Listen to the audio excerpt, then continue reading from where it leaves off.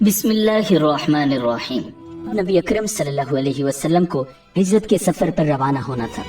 انہوں نے حضرت جبریل علیہ السلام سے پوچھا، میرے ساتھ دوسرا ہجرت کرنے والا کون ہوگا؟ جواب میں حضرت جبریل علیہ السلام نے کہا، ابو بکر صدیق ہوں گے۔ نبی اکرم صلی اللہ علیہ وسلم اس وقت تک چادر اوڑے ہوئے تھے۔ اسی حالت میں حضرت ابو بکر صدیق رضی اللہ تعالیٰ عنہ کے گھر پہنچے۔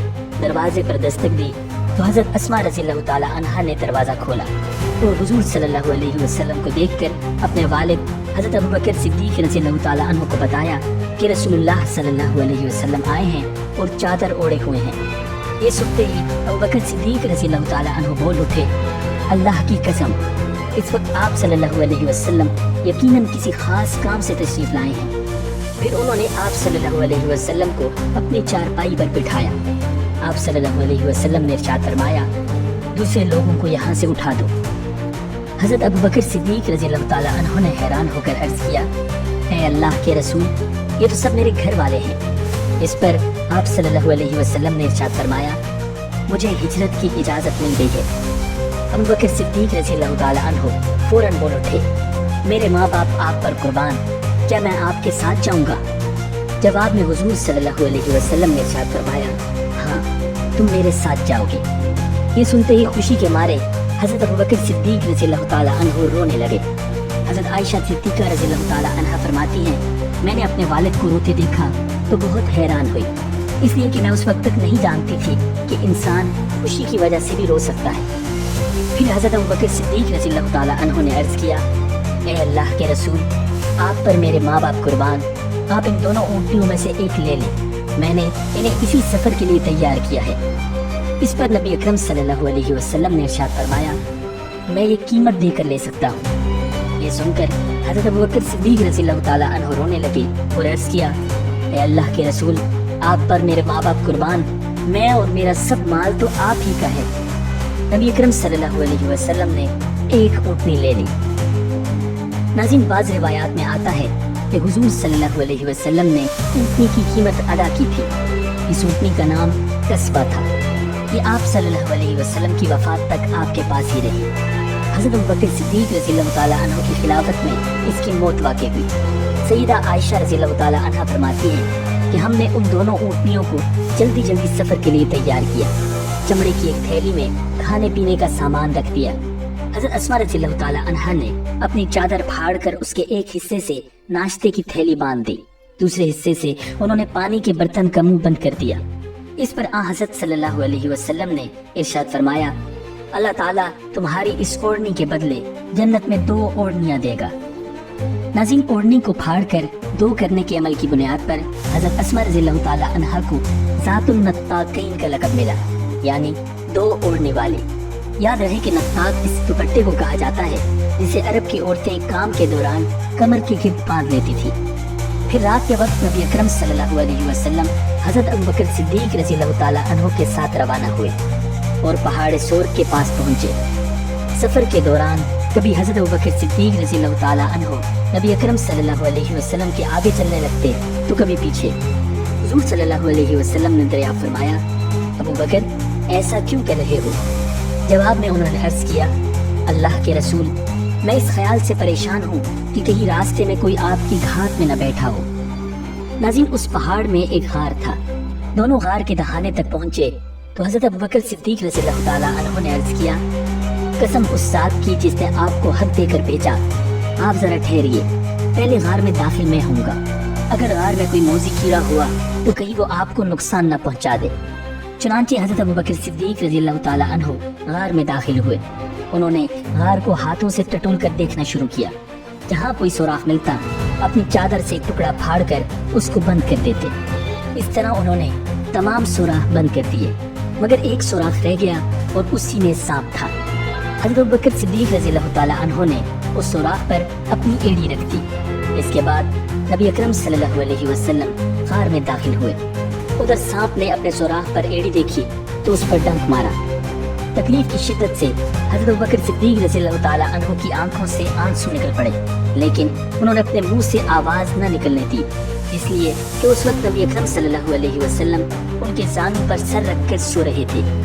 حضرت بکر صدیق رضی اللہ تعالیٰ عنہ نے سانپ کے ڈسنے کے باوجود اپنے جسم کو ذرا سی بھی حرکت نہ دی، نہ آواز نکالی کہ کہیں حضور صلی اللہ علیہ وسلم کی آنکھ نہ کھل جائے، تاہم آنکھ سے آنسو نکلنے کو وہ کسی طرح نہ روک سکے۔ وہ حضور صلی اللہ علیہ وسلم پر گرے، ان کے گرنے سے آپ صلی اللہ علیہ وسلم کی آنکھ کھل گئی۔ آپ صلی اللہ علیہ وسلم نے حضرت بکر صدیق رضی اللہ تعالیٰ عنہ کی آنکھوں میں آنسو دیکھے تو پوچھا، ابو بکر کیا ہوا؟ انہوں نے جواب دیا، آپ پر میرے ماں باپ قربان، مجھے سانپ نے ڈس لیا ہے۔ آپ صلی اللہ علیہ وسلم نے اپنا لعاب دہن سانپ کے کانٹے کی جگہ پر لگا دیا، اس سے تکلیف اور زہر کا اثر فوراً دور ہو گیا۔ صبح ہوئی، نبی اکرم صلی اللہ علیہ وسلم کو حضرت ابوبکر صدیق رضی اللہ تعالیٰ عنہ کے جسم پر چادر نہ نظر آئی تو دریافت فرمایا، ابو بکر چادر کہاں ہے؟ انہوں نے فرمایا، اللہ کے رسول، میں نے چادر پھاڑ پھاڑ کر اس غار کے سوراخ بند کیے ہیں۔ آپ صلی اللہ علیہ وسلم نے دعا کے لیے ہاتھ اٹھا دیے اور فرمایا، اے اللہ، ابو بکر کو جنت میں میرا ساتھی بنانا۔ اسی وقت اللہ تعالیٰ نے وحی کے ذریعے خبر دی کہ آپ کی دعا قبول کر لی گئی ہے۔ ناظرین، ادھر قریش کے لوگ نبی اکرم صلی اللہ علیہ وسلم کی تلاش میں اس غار کے قریب آ پہنچے۔ ان میں سے چند ایک جلدی سے آگے بڑھ کر غار میں جھانکنے لگے۔ غار کے دہانے پر انہیں مکڑی کا جالا نظر آیا، ساتھ ہی 2 جنگلی کبوتر نظر آئے۔ اس پر ان میں سے ایک نے کہا، اس غار میں کوئی نہیں ہے۔ ایک روایت میں یوں آیا ہے، ان میں ایک امیہ بن خلف بھی تھا۔ اس نے کہا، اس غار کے اندر جا کر دیکھو۔ کسی نے جواب دیا، غار کے اندر جا کر دیکھنے کی کیا ضرورت ہے؟ غار کے منہ پر بہت جالے لگے ہوئے ہیں، اگر وہ اندر جاتے تو یہ جالے باقی نہ رہتے، نہ یہاں کبوتر کے انڈے ہوتے۔ حضرت ابوبکر صدیق رضی اللہ تعالیٰ عنہ نے جب ان لوگوں کو غار کے دہانے پر دیکھا تو آپ رو پڑے اور دبی آواز میں بولے، اللہ کی قسم، میں اپنی جان کے لیے نہیں روتا، میں تو اس لیے روتا ہوں کہ کہیں یہ لوگ آپ کو تکلیف نہ پہنچائیں۔ اس پر نبی اکرم صلی اللہ علیہ وسلم نے ارشاد فرمایا، ابو بکر غم نہ کرو، اللہ ہمارے ساتھ ہے۔ اسی وقت اللہ تعالیٰ نے حضرت ابوبکر صدیق رضی اللہ تعالیٰ عنہ کے دل کو سکون بخش دیا۔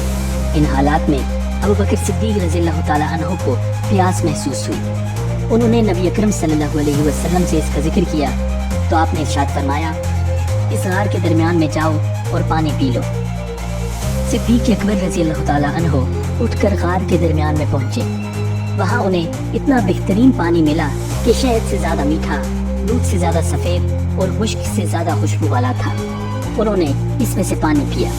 جب وہ واپس آئے تو نبی اکرم صلی اللہ علیہ وسلم نے ان سے فرمایا، اللہ تعالیٰ نے جنت کی نہروں کے نگران فرشتے کو حکم فرمایا کہ اس غار کے درمیان میں جنت الفردوس سے ایک چشمہ جاری کر دیں تاکہ تم اس میں سے پانی پی سکو۔ یہ سن کر حضرت ابوبکر صدیق رضی اللہ تعالیٰ عنہ حیران ہوئے اور عرض کیا، کیا اللہ کے نزدیک میرا اتنا مقام ہے؟ آپ صلی اللہ علیہ وسلم نے ارشاد فرمایا، ہاں، بلکہ اے ابوبکر اس سے بھی زیادہ ہے۔ قسم ہے اس ذات کی جس نے مجھے حق کے پیغام کے ساتھ نبی بنا کر بھیجا، وہ شخص جو تم سے پوچھ رکھے جنت میں داخل نہیں ہوگا۔